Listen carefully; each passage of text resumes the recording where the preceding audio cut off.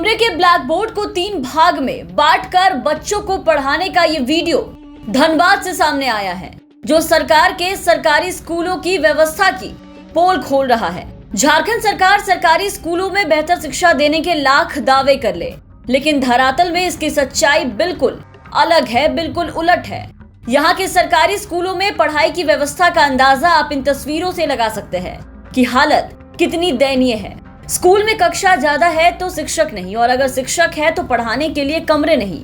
एक कमरे में 3 क्लास के बच्चों को बिठाकर एक तरफ टीचर पढ़ा रहे हैं तो दूसरी ओर दूसरे कक्षा के बच्चे मस्ती कर रहे हैं।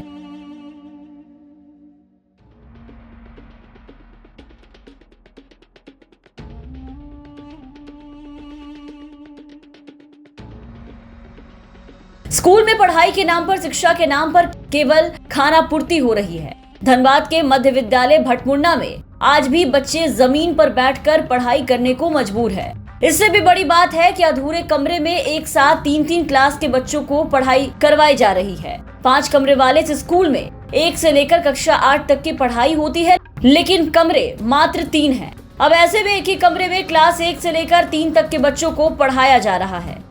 जमीन पे क्यों बैठे हो? कौन से क्लास में हो? तो और भी बच्चे जमीन पे बैठते हैं? कितने बच्चे बैठते हो? आज कम आया है, इसीलिए आप लोग 4 ही बैठे हैं। तो मास्टर साहब को बोलते नहीं कि हमको भी बेंच दीजिए? पढ़ाई अच्छी होती है? कौन से क्लास में पढ़ते हो?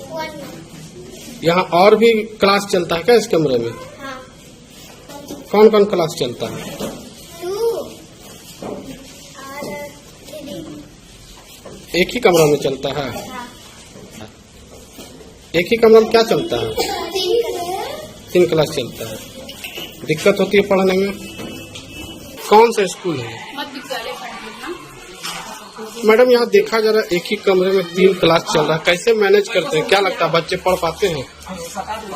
सर, हम लोग तो कोशिश करते हैं कि एक ही क्लास में 3-3 क्लास चलता है। मजबूरी है हमारी, क्योंकि हमारे पास उतनी कक्षा नहीं है।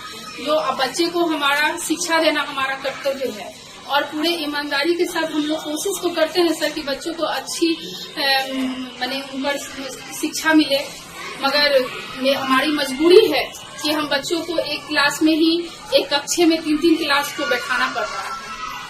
दिक्कत तो होती होगी? बहुत ज्यादा दिक्कत होती है, दिक्कत का सामना करना पड़ता है, क्योंकि एक क्लास में एक शिक्षक ही जाएंगे और 3 क्लास चलेंगे, तो एक क्लास में एक चलता है तो दूसरे क्लास को स्टॉप करना पड़ता है, उनको संभालना पड़ता है, फिर उसको स्टॉप करते हैं तो दूसरी कक्षा के बच्चों को पढ़ाना पड़ता है। इस तरह से हम लोग को सामना तो करना पड़ता है काफी दिक्कतें के साथ। दिक्कत क्या है? कमरे नहीं है, फंड नहीं है, कक्षा नहीं है। हाँ, कमरे नहीं है, कमरे बहुत कम है। यहाँ 1 से 8 तक क्लास चलते हैं, और कमरा मात्र आपका 3, 4, 5 कमरे हैं। इसी में मैनेज करते हैं जो संसाधन है। क्या ये जो कमरे अधूरे हैं तो इसके लिए फंड के लिए आप लोग लिखे हैं कभी? हम लोग लिख के दिए हुए हैं, और बोला गया है कि बहुत जल्द आगे की फंड आएगी जो अधूरे कमरे लिखे हैं। तो ये अधूरा कमरा कब से है? 2 साल करीब। बच्चों की पढ़ाई को लेकर किए जा रहे शिक्षा विभाग के अनोखे प्रयोग ने उनकी प्राथमिक शिक्षा को लेकर अब सवाल खड़े कर दिए हैं। अब ऐसे में सबसे बड़ा सवाल ये है कि अगर बच्चों की प्रारंभिक पढ़ाई की नींव ही ठीक नहीं हो तो आगे बच्चे कितना सीख पाएंगे। ये तस्वीर साफ बता रही है कि बच्चे कितना सीख पा रहे हैं, बच्चों का भविष्य कितना उज्जवल हो पाएगा। धनबाद से सितुन मोदक की रिपोर्ट, बिहार तक।